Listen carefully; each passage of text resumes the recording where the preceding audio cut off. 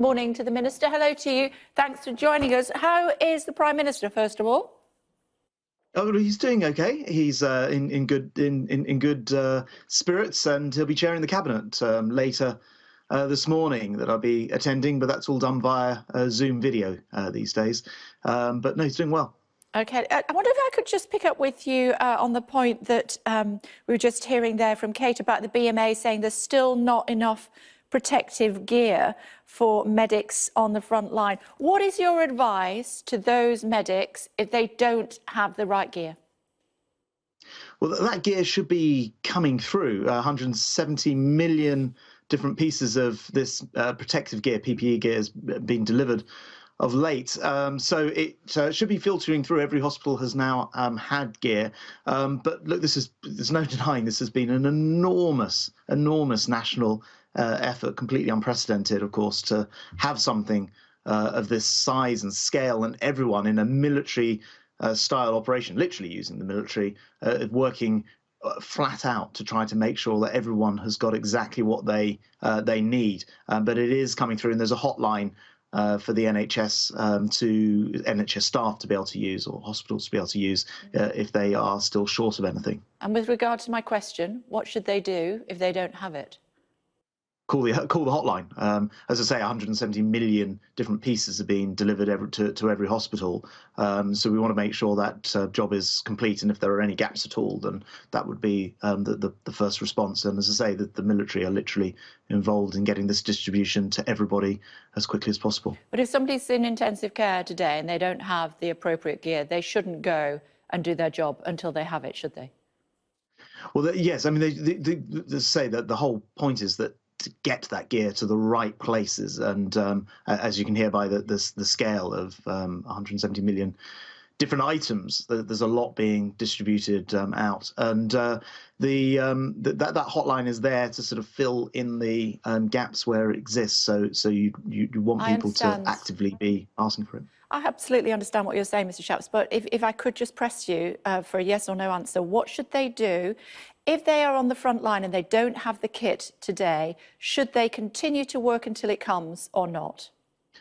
Well, you appreciate I'm not a medic, but they should follow NHS and Public Health England advice on that, and that would be for medical experts to advise on what to do. Bus companies say they're at risk and they'll collapse unless they have support from the government. That's directly your brief, isn't it? You are an expert in that. What should they do? Yeah, I mean, and as you've seen, we've worked very hard on the transport side, for example, on the train side, to put a deal in place that makes sure that a skeleton service can carry on working for key workers to get to work. And on the bus side, we're working very hard on a package there as well. And it's quite clear we need to have the buses up and running. That's actually how the majority of people using public transport travel. 55% use the buses. So we need those running. I'll be saying more about that shortly. But I just want to say thank you, actually, whilst you raise the subject, to all the people who are driving those buses, driving the trains, the freight people, the hauliers, the dock workers, and complete heroes who've been keeping the people moving as far as key workers are concerned, and also freight moving, without which this would have been an impossible task to have people stay at home. So I just want to say a big thank you to all of those people. And are you happy that only key workers are now working? Because, you know, anecdotally, I see people working that I'm surprised they are. Well, just to be clear, the government has said very loudly, one of the reasons to leave home is if you cannot work from home. So yes, it's key workers, but it's other people who are unable to work from home. However, having said that, I must be the first Transport Secretary in history who actually welcomes the fact that the ridership and the usage of our public transport is so low, with massive drops, 90% odd drops in the use of trains and buses in the last couple of weeks. It is very important that people stay home. That's the thing which helps the NHS, takes the pressure off and protects lives. So, I welcome the fact that the system is not being used as it would normally. And I want to thank people who are still running it for the key workers. And what about the police who you are asking to patrol our streets in these challenging times, and most challenging, in peacetime? What about when they're putting drones up to follow people who are walking their dogs? Surely that's inappropriate. Well, look, I mean, the first thing to say is the most important thing is that people do, just take that one piece of exercise a day, limit the reasons for going out to ideally no more than a weekly shop, and stay home. And I know it's frustrating, and I know it's very boring. But we must get on top of the reproduction rate of this virus, and if we don't, then we will not see the numbers come down. And I think the danger is that people sort of perhaps imagine that we're on top of this before we are. There'll be a lot of tough days to come Sure, yet, and sadly more deaths. yeah, but sure, Mr. Schapps, you must appreciate that people are abiding by the rules. The vast majority are abiding by the rules. We can see that by the empty roads, the empty streets, the empty motorways.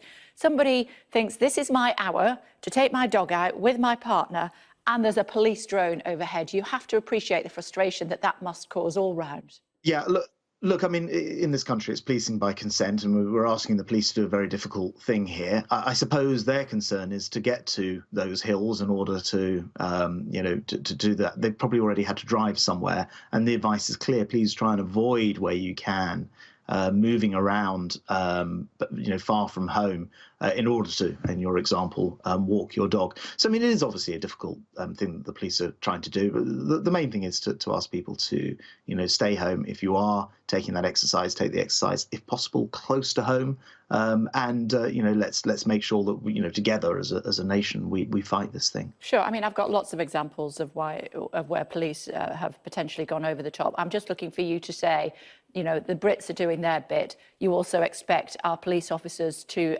exercise restraint.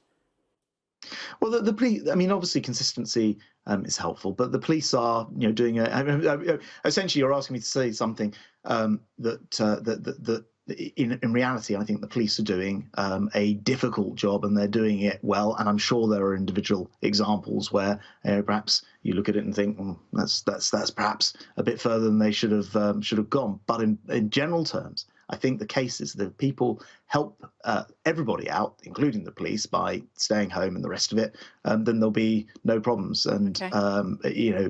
We're asking the police to do something completely unprecedented here. I think most of the public actually just want to help the police do that job. Indeed so. The government is trying to help people who are not working at the moment as best they can. There's always going to be loopholes in that. Apparently, there are several thousand people, including Kuljat Athwal. He started a new job after the 28th of February. That was the cut-off time for people to get the 80% support. He's worked for 25 years, paying his taxes. He's now been laid off because he joined his new company 3 days after the cut-off. Is that something that the Chancellor will be looking at?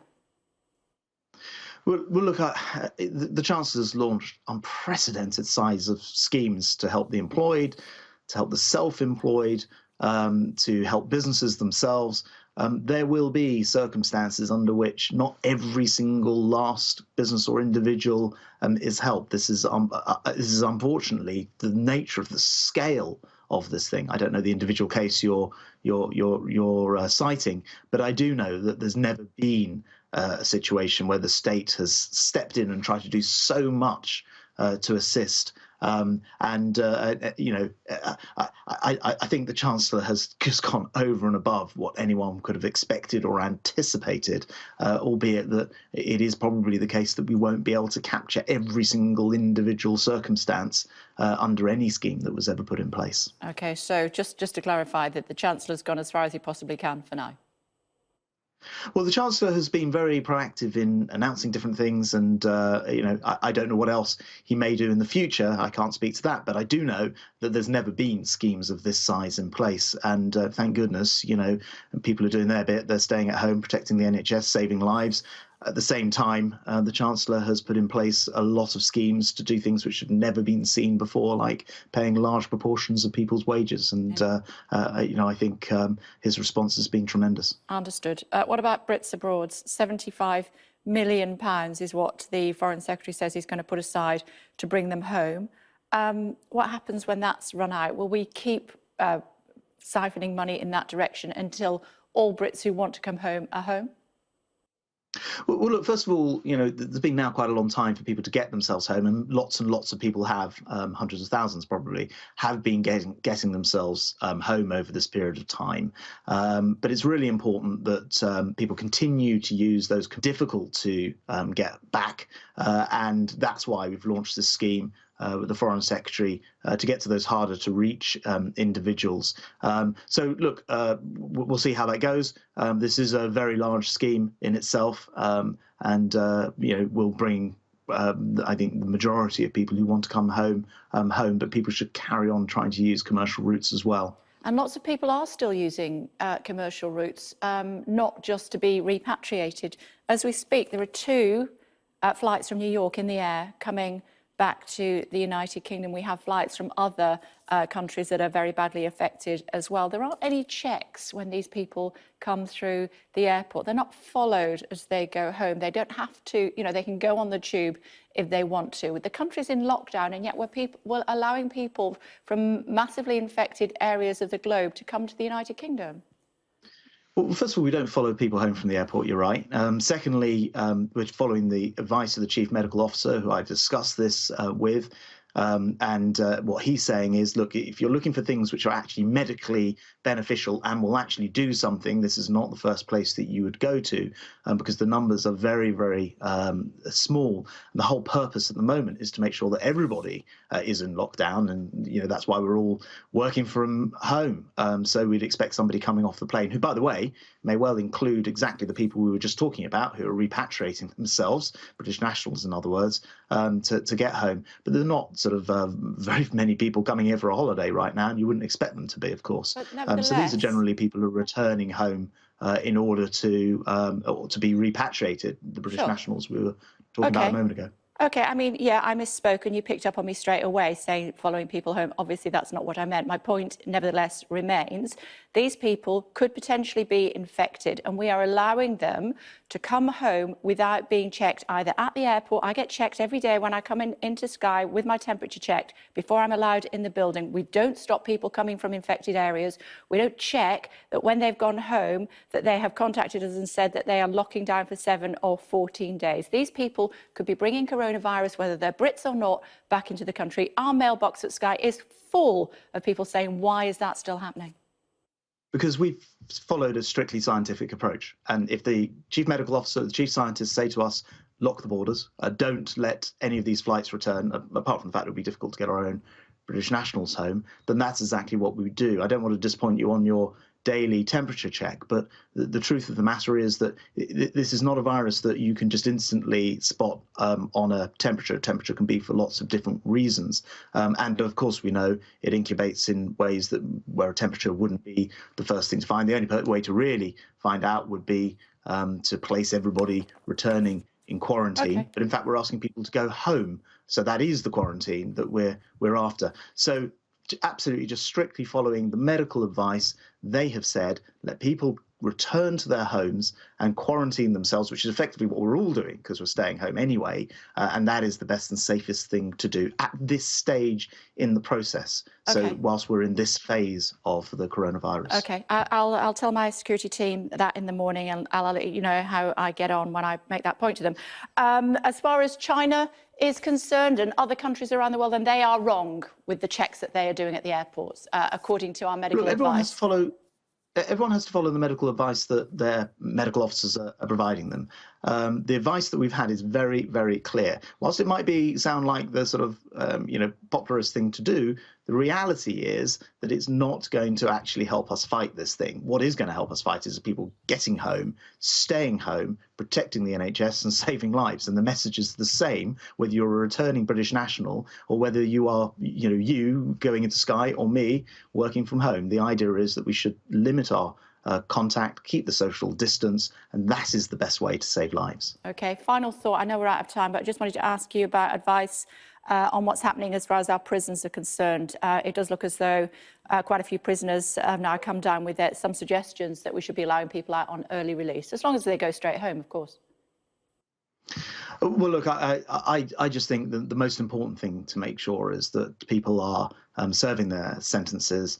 The actual details of release and the rest of it, the Justice Secretary will obviously look after. But I do think that it's important that our prisons are able to continue functioning. For most people, with this disease, it's a mild affair.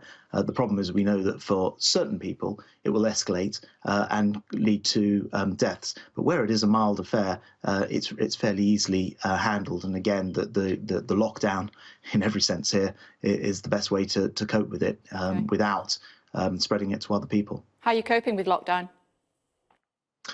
I'm getting on with it. We've got cabinet later this morning. That will be done via Zoom video, and just generally getting on with business, as is the Department for Transport. So no, it's working. I think like everybody else, I want to see the numbers across the country who are infected and then the deaths fall. But I'm afraid I still think we're in the upward slope. There's still quite some way to go. Sure. And that's why you just can't stress enough for people to stay home, as the vast majority of people are doing, and that will help protect the services of the NHS, because there'll be more resilience there if people follow these guidelines, and that will lead to saving lives.